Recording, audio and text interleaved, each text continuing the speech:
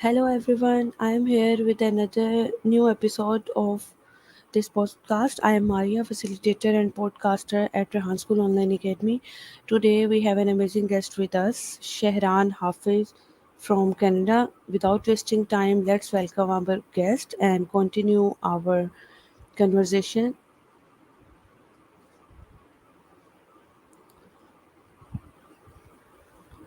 Assalamu alaikum, Shehraan Hafiz. How are you? Alaikum salam. I'm doing good. How are you? I'm good. First of all, please introduce yourself for my audience. So I'm Shehraan. I'm the founder of Second Wave. I'm working in data center energy optimization right now. And I am also at the same time, I'm part of DMZ, which is an incubator in Canada. And I also work with IAC, which is a clean tech governmental organization. Thank you so much for your introduction. First of all, please tell me what inspired you to venture into field of data center optimization? Yeah, so I mean, with the huge boom in AI right now, I'm sure you're aware data centers are growing exponentially. And when I was pondering upon this problem, I happened to be using this technology called voltage underscaling on my own computer. And the way voltage underscaling works is it allows you to decrease the energy usage of a chip without sacrificing performance. And so it just clicked. What if we implemented this in data centers?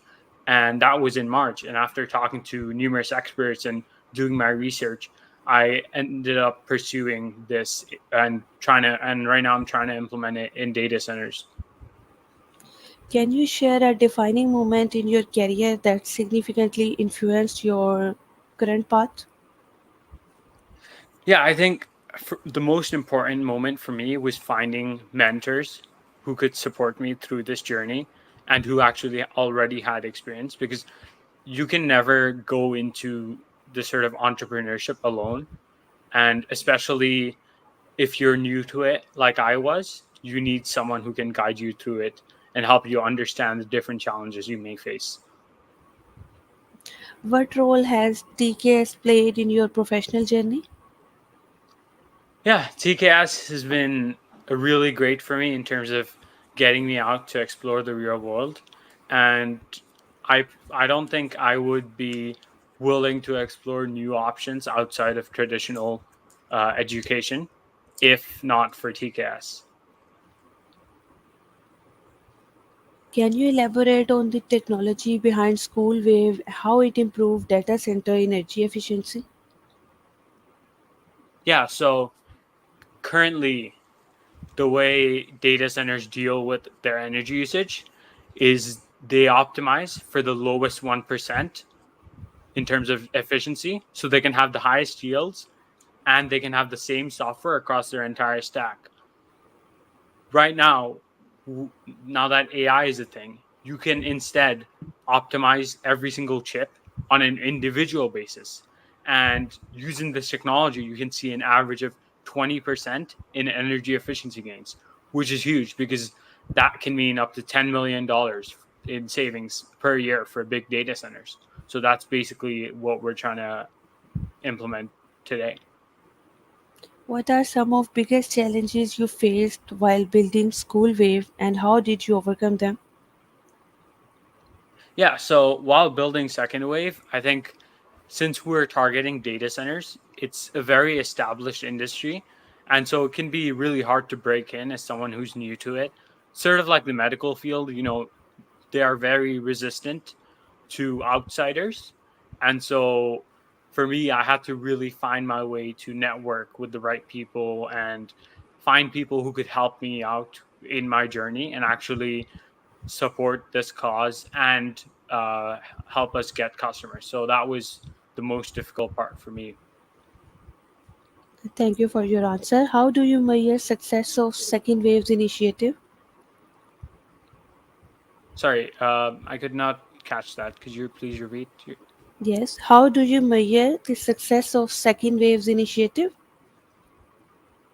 Yeah, so it's very new to me as I mentioned, but thanks to a lot of the people who have helped me, there's a guy called Saeed, who's been a great mentor for me. And he has experience working in US with his own startup.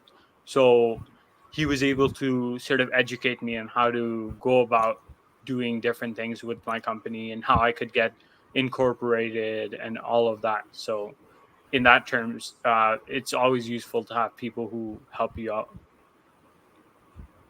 What future advancement do you foresee for second wave in next 5 years? Yeah. So once our technology has been fully implemented with data center GPUs, which is what we're targeting right now because they're the highest in terms of energy consumption, we also want to begin expanding over to CPUs and TPUs and other sorts of chips because they also consume huge amounts of energy.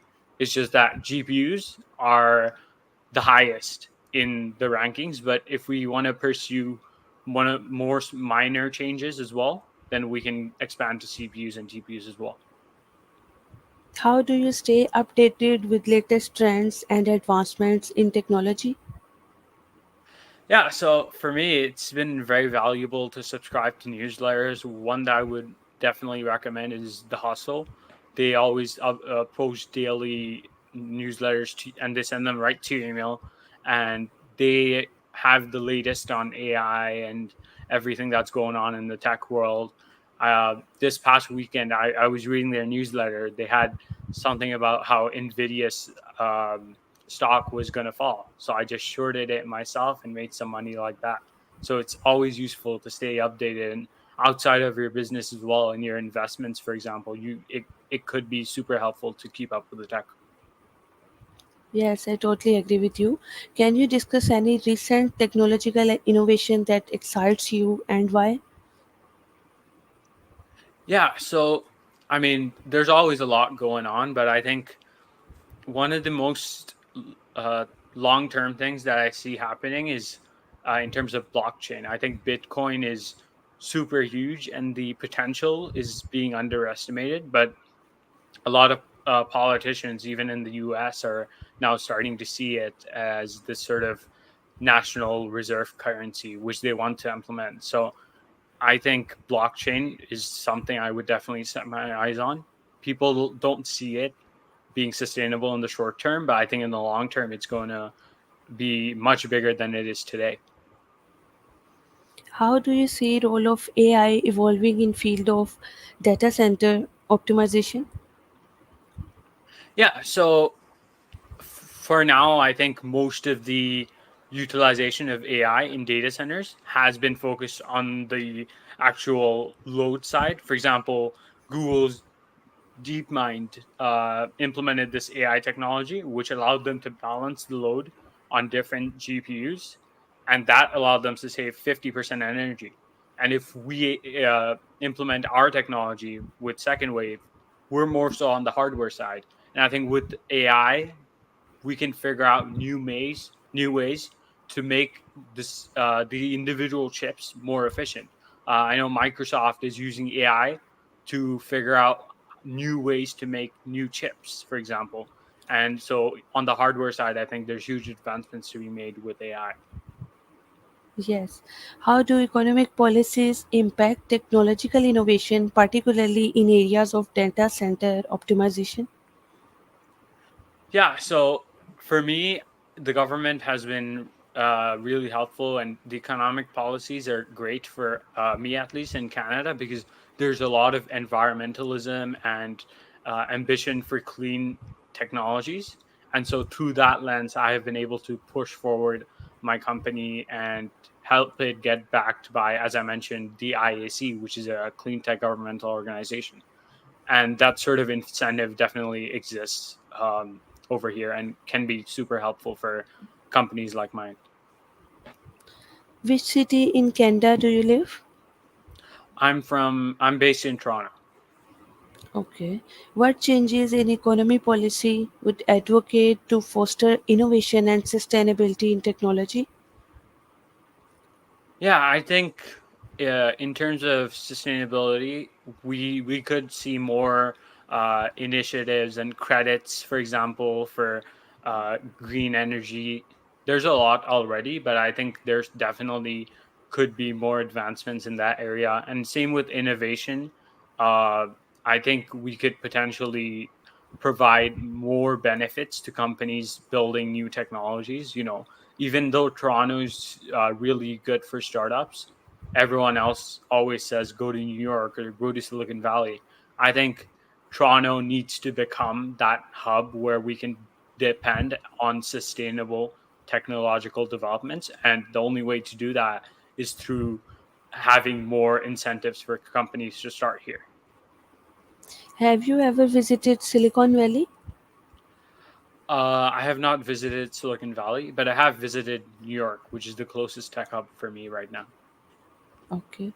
How has your interest in human behaviorism influenced your leadership style?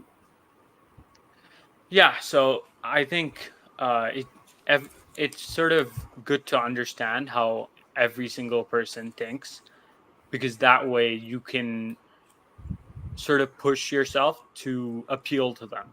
So, for example, if I'm talking to an investor who wants to really know about the technology I'm working with, then I will be more technological with them. Whereas if I'm talking to, say, a salesman who might be interested in helping me promote this technology, I would be more so salesman's like with them, where I talk about the benefits more than the tech behind it itself. So it depends on person to person, and you have to understand the needs of every individual and address them appropriately. How many years have you been in Canada? I have been in Canada since 2016, so almost 8 years. Okay. How was your experience there? Yeah, I think I'm originally actually from Bangladesh. And so moving here has exposed me to a whole new world in terms of tech, in terms of education, and the opportunities here are immense. And moving to Canada has definitely helped me grow myself and understand what the real world is and what I want to do for myself. Can you share an example of how principles from Atomic Habits have helped you in your professional life? Yeah, so I think it's definitely good to understand how you need to grow every single day. And for me, I would often, during my beginning years, I think I often sort of stalled myself to the point where I was not really growing. And instead, I was maybe staying at the same place for a long time. And the idea of growing even just a little bit day by day, 1%, for example, can be huge, and the compound can really lead to exponential gains in thousands of percentage. So understanding that really helped me push myself and work towards a greater version of me, even if it was only by small amounts every single day. How do you motivate and inspire your team to achieve their best?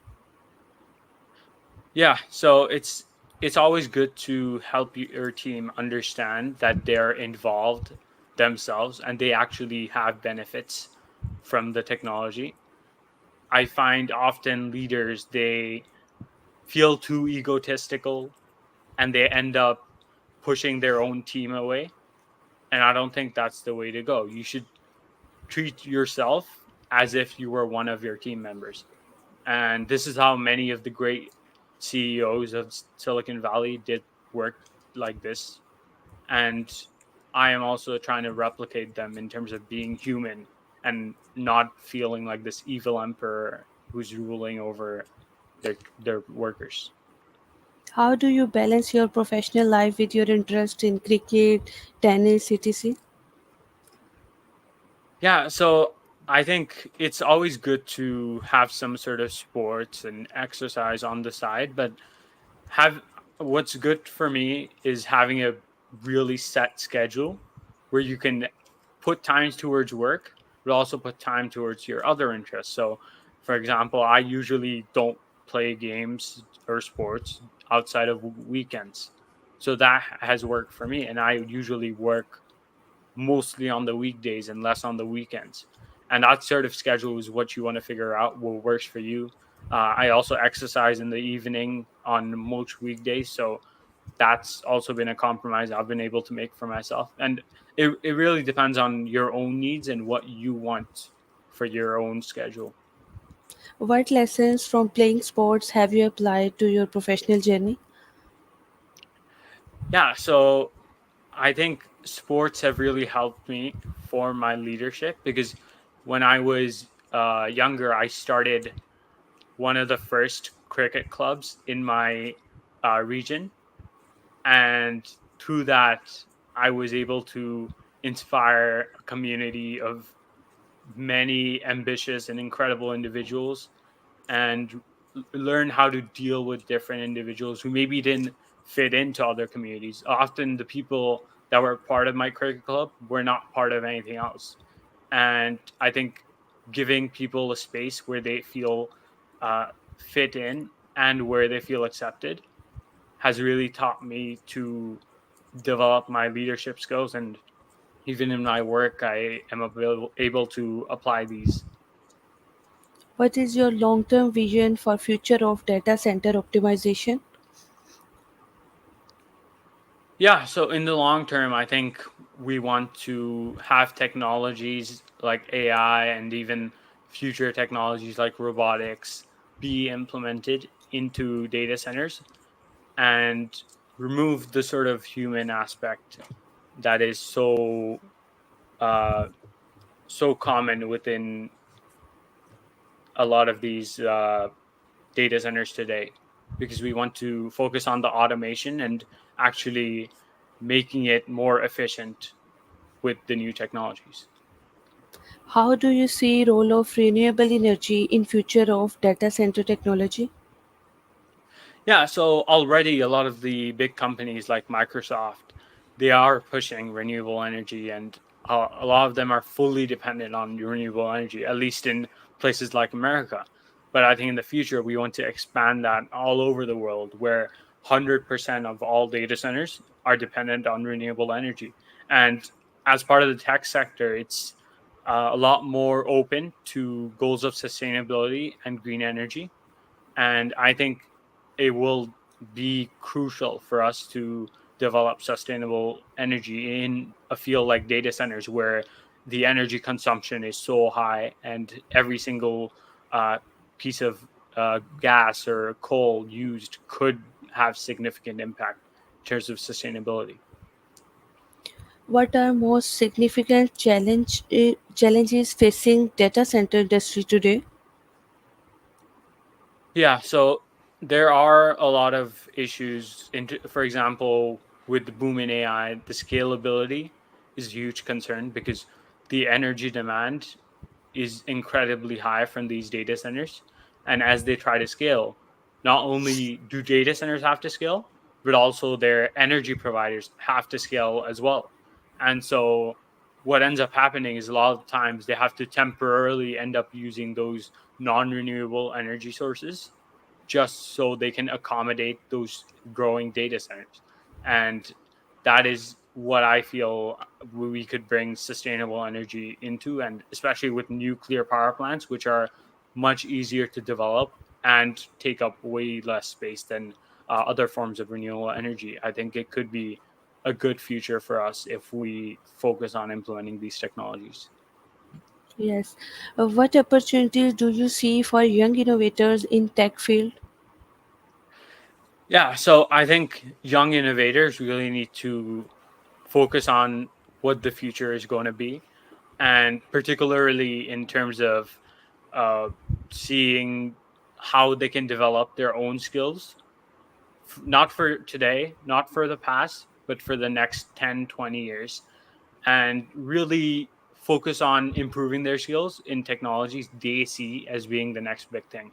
I think right now, if you're growing, it's not really worth focusing on a technology that has already matured. Like, probably don't focus on developing the next iPhone or the next uh, computer. Focus on developing the next smartwatch or the next smart eyeglasses, for example. And those sort of technologies, I think, are going to be what's most important for young innovators to take over and lead the way for us into a better future. What advice would you give to someone looking to start a career in data center optimization? Yeah, so I think the biggest advice would be to be open minded, because your approaches and everything you do is going to change, because the industry is rapidly evolving, and it's such a closed off industry as well, where you want to learn how people interact, and you want to learn how you could appeal your technologies to different people. For example, when I was starting off initially, I posed my technology as more of a cost saving measure. But then later on, as I learned about the ESG goals, which are the environmental, social governance goals, basically the ones that govern a lot of these corporations like Microsoft and incentivize them to use sustainable technologies, I started to focus more on the energy efficient, sustainable factor rather than the cost efficient factor. And that really helped drive my uh, company forward, because it appealed a lot more than just the cost efficiency savings. So that sort of uh, pivoting is what you want to be willing to do when you focus on a field like this. Thank you for this advice. Can you share any key insights and lessons you have learned from your mentors? Yeah, so there's always a lot of advice I get, but one of them is to be a jack of all trades, but a master of one. So really find where you are most interested in, and focus on that. And if you're trying to found your own company, for example, you want to have a broad skill set. You want to have leadership capabilities. You want to know how to sell your business. You want to know how to sell to customers and develop ideas. But the thing you don't want to forget is how to actually build a product. For example, that could be your one mastery, and those one skill that you are really good at is super important to a business. Like for me, I have to be an engineer, even though I'm doing other things as well. That is probably the one skill that for me, cannot forget, because that is the way how we develop the technology. And so you want to find that one skill that really pushes your business forward, and focus on that before you focus on everything else, because everything else can come after, but know your actual mastery. How do you approach problem solving in your work? Yeah. So in terms of problem solving, there's always different ways to go about it. If I am really struggling with something, I will try to talk to experts and talk to my mentors who can give me advice on these issues that I face. If it's a lot more minor, I may try to make a chart, for example, that lists the pros and cons of different tasks.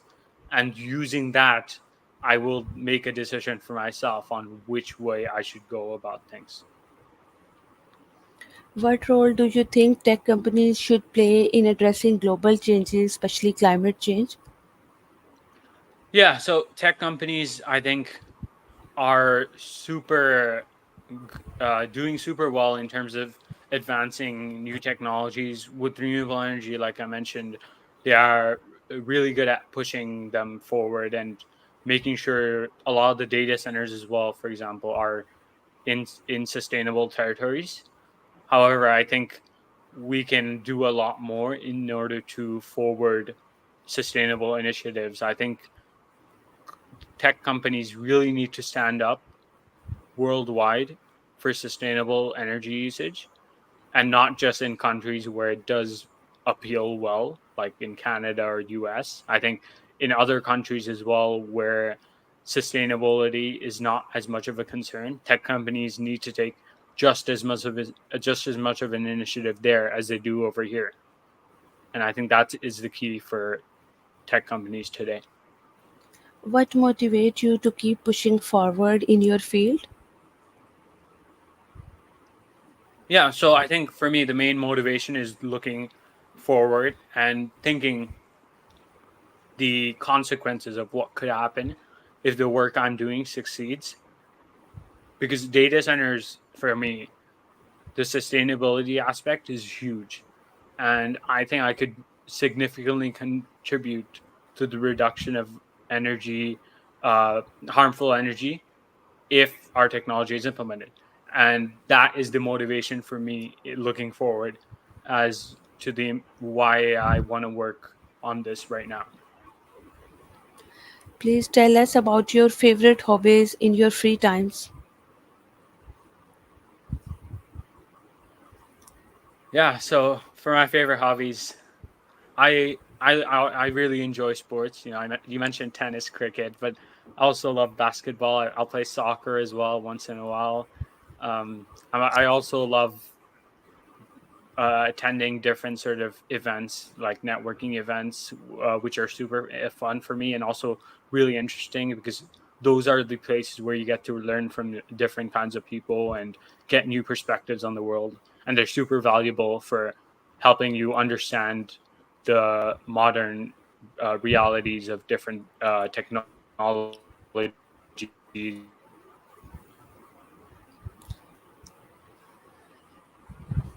And now, please tell us about and Canadian culture and tradition you love most.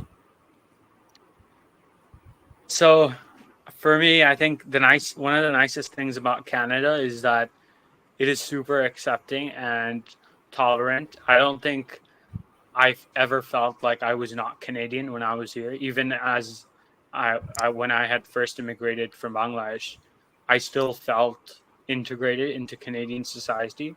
And I think that's one of the best parts is that you don't really need to change yourself. You can be whoever you are and still be considered Canadian. I think that's one of the nicest parts of this country. Any advice would you like to give to your audience? Yeah, so I think the biggest one for me is always be open to trying out new things and taking risks, especially because you never know what may work. And if you keep yourself going with an open mind, you may eventually find something that you really enjoy and are super passionate about. And the only way you can do that is by exploring new things and finding your path in this world. Thank you so much for your precious time. It's a wonderful session. I learned a lot from you about technology and data center optimization. Thank you so much. Yeah, happy to be here. Thanks for having me on. I really enjoyed answering all your questions and sort of hearing from the audience as well. Thank you. And thank you so much. Take care. See you soon. Goodbye. Take Allah care. Hafiz. Have a good day. Allah Hafiz.